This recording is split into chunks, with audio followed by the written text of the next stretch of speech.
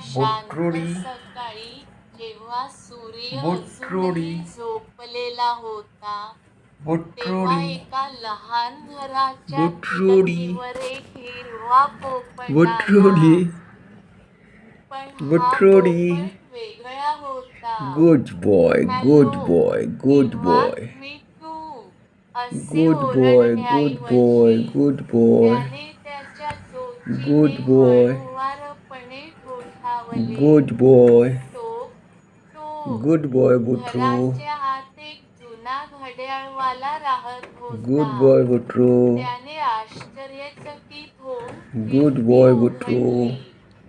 तू का ठोठावत good boy आहेस? बुटरू त्याने विचारले.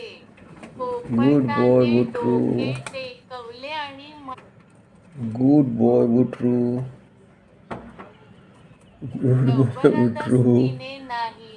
गुड बॉय बुटरू घड्याळवाला हसला आणि गुड पोपटाला बॉय काही बुटरू बिया दिल्या.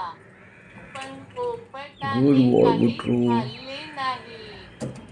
मी इथे आहे कारण वेळ अडकला आहे, तो गुड बॉय म्हणाला. बुटरू गुड बॉय घड्याळवाल्यानं बुटरू त्याच्या घड्याळांकडे पाहिलं. बुटरूडी सर्व घड्याळे अगदी बुटरूडी सकाळचे 7:07 वाजता थांबली होती.